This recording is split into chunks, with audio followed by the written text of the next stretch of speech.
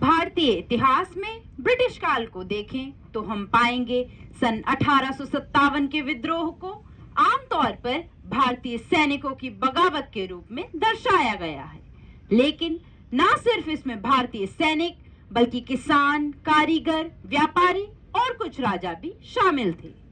सही मायनों में यह पहला मौका था जब भारत की आम जनता ब्रिटिश शासन के खिलाफ उठ खड़ी हुई।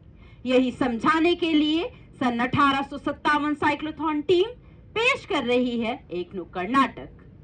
मैं ईस्ट इंडिया कंपनी हूँ। अगस्त 1608 में मैं हिंदुस्तान आई और यहाँ पर मसालों का व्यापार शुरू किया। साल 1613 में मैंने पहली फैक्ट्री लगाई और उसकी सुरक्षा के लिए कुछ सैनिक तैनात किए। आपस में फूट डालकर लड़वाना और छल मेरे मुख्य अस्त्र थे। साल 1757 में मैंने मीर जाफर का दल बदल करवाकर बैटल ऑफ प्लासी के द्वारा बंगाल, बिहार, उड़ीसा और असम को अपने कब्जे में कर लिया। एंग्लो मैसूर युद्ध, एंग्लो मराठा युद्ध और एंग्लो सिख युद्ध पर फतेह पाकर मैंने 140 वर्षों में पूरे हिंदुस्तान को अपने कब्जे में कर लिया। सोने के चिड़िया का सोना हम लूट कर ही रहेंगे। हा हा हा। माँ क्रांति को मेरा प्रणाम। मैं हिंदुस्तान देश का एक राजा हूँ। एक के बाद एक सभी राजघरानों पर कब्जा किया जा रहा है। जो राजा समय से लगान इकट्ठा नहीं कर पा रहा उस पर भी कब्जा किया जा रहा है। जिस राजा के वंश में लड़का या उत्तराधिकारी ना हो तो चूक के सिद्धांत के तहत उस पर भी कब्जा किया जाता है। राजघरानों की पेंशन्स बंद कर दी गई हैं। सिर्फ और सिर्फ वार्षिकी दी जा रही है। राजघरानों के टाइटल्स वापस ले लिए गए हैं। माँ क्रांति को मेरा प्रणाम। हम व्यापारी हैं। अंग्रेजों के आने से पहले विश्व की 25% इंडस्ट्रियल आउटपुट हमारे देश से थी। उसके बाद पिछले 250 सालों में ये 5 से 8% रह गई है। हम दुनिया भर में कपास, मलमल, ऊन, कालीन, हाथी दांते, पीतल, तांबा, संगमरमर और पोत निर्माण के लिए मशहूर थे। जूट में तो हम सबसे आगे थे, लेकिन आज हम भूखे मर रहे हैं। कच्चा माल यहाँ से इंग्लैंड जाता है और वहाँ से बना सामान हमें खरीदना पड़ता है। हमें सामान निर्यात करने पर भी टैक्स देना पड़ता है, जबकि ब्रिटिश कंपनियों को तो सारे टैक्स माफ हैं। माँ क्रांति को मेरा प्रणाम। मैं इस देश का किसान हूँ। लगान तो बहुत ही अधिक है, वो भी हर साल बढ़ाया जाता है, वो भी बोली लगाकर।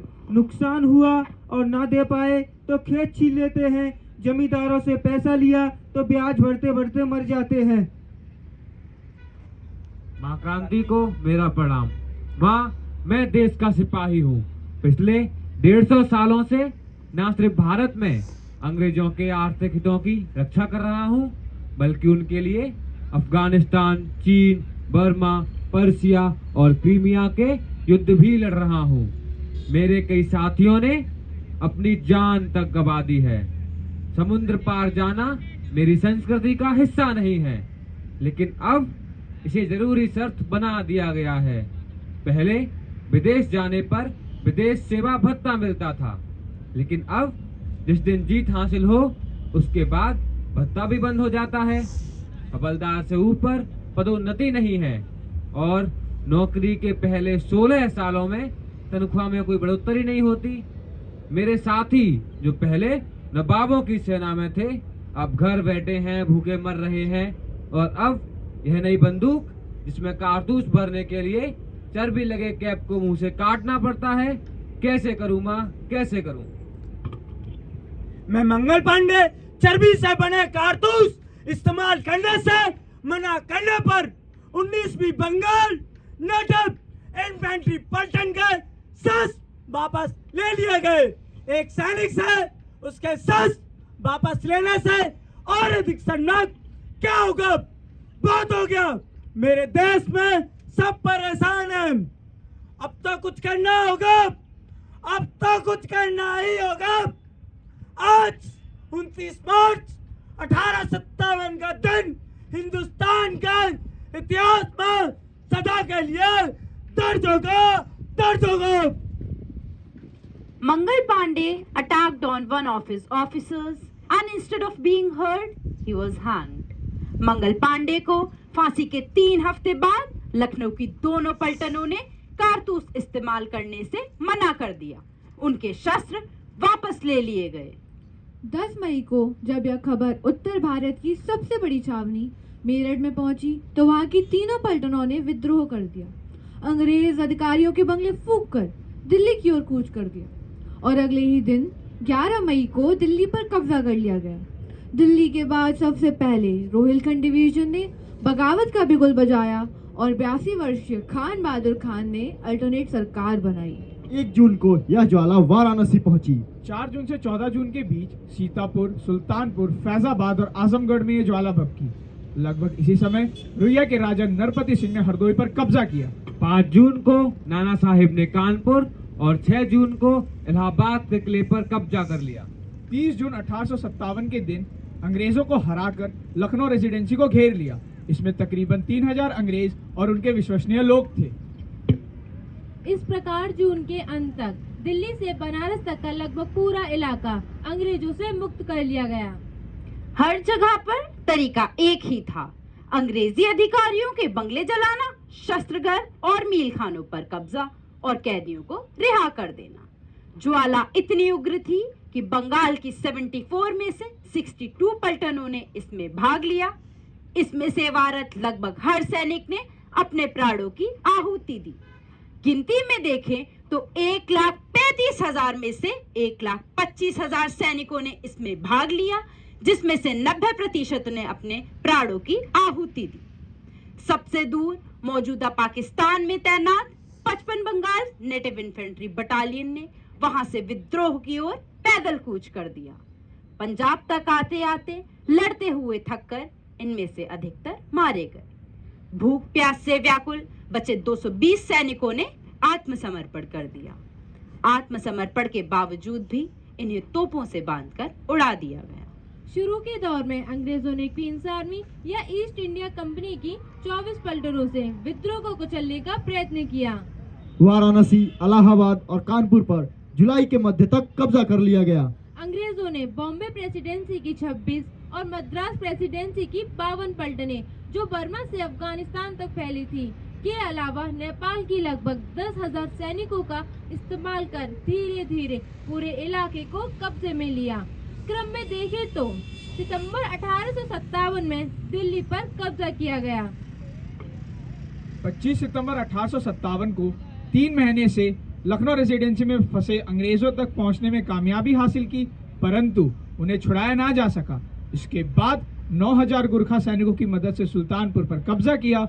16 नवंबर को सिकंदरबाग का युद्ध हुआ और 19 नवंबर को लखनऊ रेजिडेंसी से सबको छुड़ाया गया।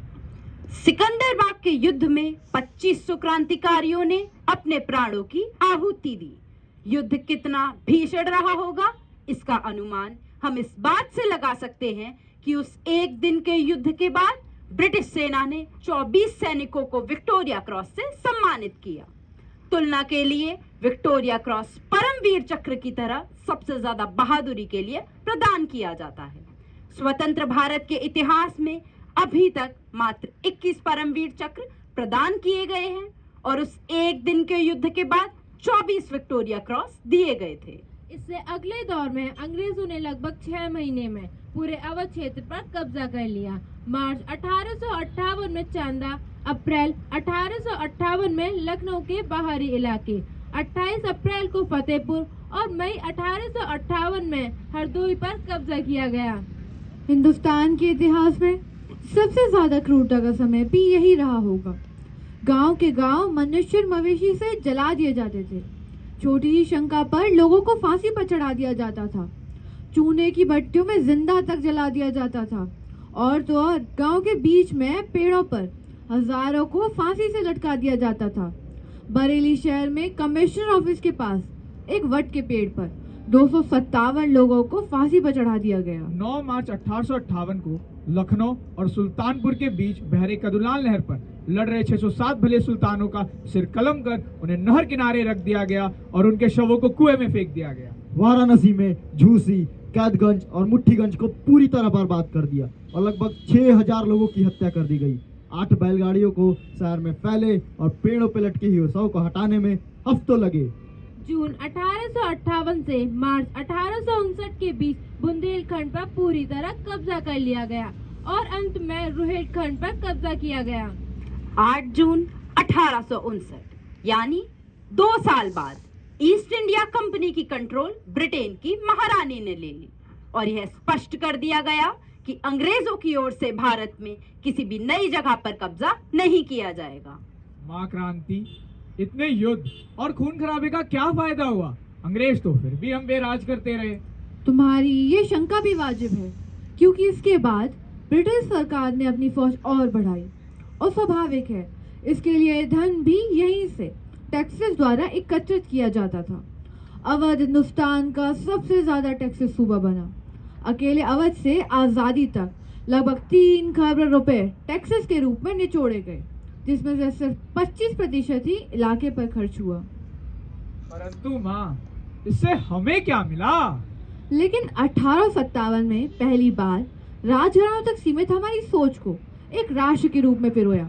जाति, धर्म, सामाजिक वर्ग और क्षेत्रीयता की बेड़ियों को तोड़ हमने पहली बार अपने आप को एक राष्ट्र के रूप में देखने के लिए प्रेरित किया।